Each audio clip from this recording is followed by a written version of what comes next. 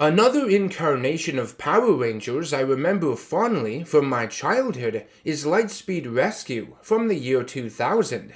What made it so memorable and significant for me was that the identities of the Lightspeed Rangers were known by the public, and they acted as public servants. The Power Rangers were government-run and turned into a form of emergency and rescue service, with a much greater emphasis put on saving lives, which made them feel even more superheroic than ever before. Lightspeed Rescue was another one of the Power Rangers series that I remember watching a lot of growing up, but I never got around to playing any of the video games based on it. There was only one video game adaptation released, spread over the two biggest consoles at the time, the PS1 and the N64. The N64 version is infamous for being, well, absolute dookie butter. The levels have you running around through unnecessarily spacious environments and completing tedious objectives shown on your compass. These objectives include finding and saving civilians, cleaning up chemical spills, taking out the odd mini-boss, and even removing fallen trees in your path, all with what appears to be some sort of pixie dust, which acts like an all-powerful magic eraser, which is so lazy on the part of the developers.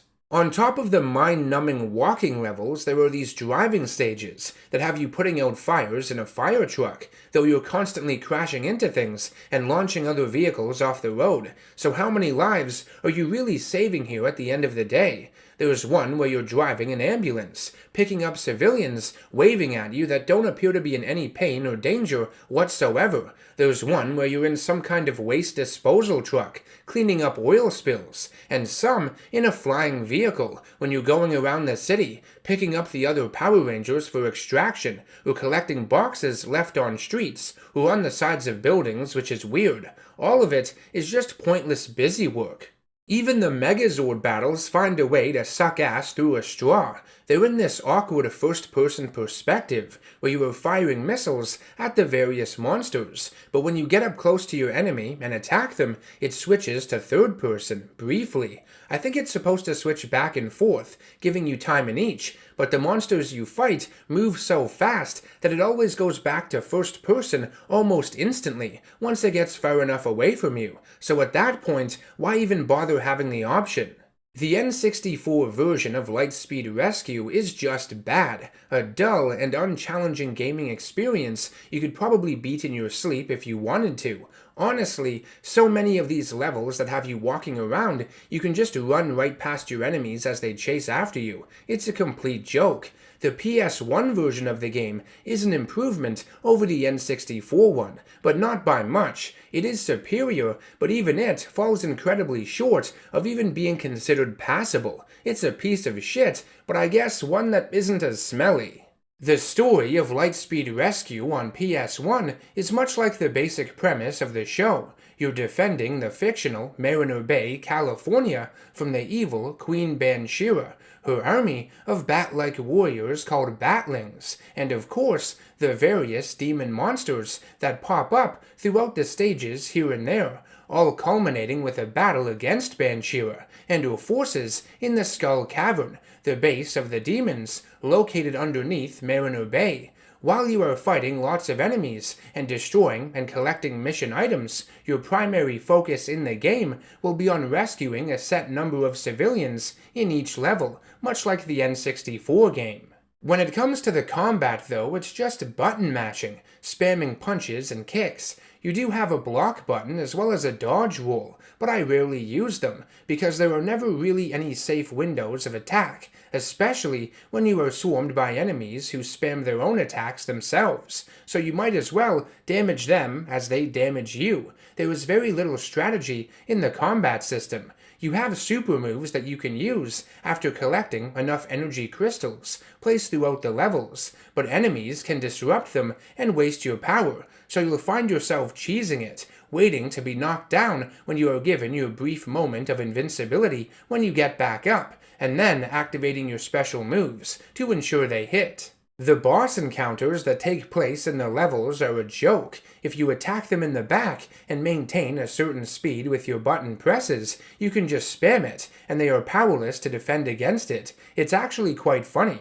Aside from the super moves, all of the Lightspeed Rescue Rangers have the same attack animations, and it's just melee combat in this game. There are no weapons, which is disappointing, though I guess it is a step up from the pixie dust, huh?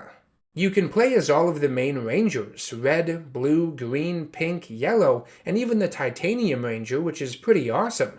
They all have slightly different stats, but I never noticed much of a change while playing as them. I think it's just for show. There are Megazord sections, but it's given the same combat animations as the Power Rangers have, which looks really silly. You don't feel like you are controlling this massive robot, just another Ranger in a cardboard suit.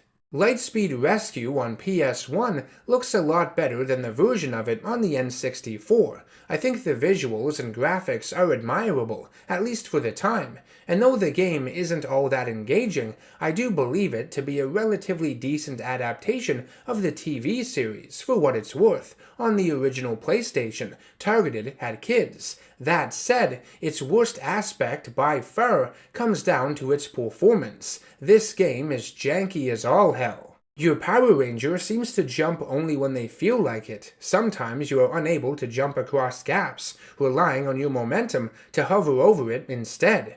Sometimes there are objects you need to climb on, but can't, because your jump animation starts bugging out, not allowing you to leave the ground, which is an odd sight to take in. There was one level where I got stuck and had to use a level skip cheat so I could see the rest of the game. That kind of thing is inexcusable. Yes, I find the PS1 version of Lightspeed Rescue to be more enjoyable, to an extent, than the N64 one, but at least the N64 game allowed you to finish it. Power Rangers Lightspeed Rescue is a superhero game I don't recommend playing on either platform. If I had to pick one, it's the PlayStation version, just because it's a bit more tolerable. But the only reason I played either of these games was for the nostalgia alone, for shits and giggles. I had fun for the first couple of stages in them, laughing at how bad these games were, but my patience with them both grew really thin, really quick, and I just wanted them over with. As kids' games, they're innocent enough, but definitely still two of the worst Power Rangers games out there, especially on home consoles. I want to thank you all for watching this review, and I hope you found some sort of enjoyment out of this video.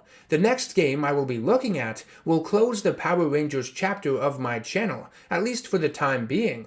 I will be going from one of the worst Power Rangers games to what many consider to be the very best, so make sure you stay tuned and get your morphers ready. A battle for the grid is about to begin.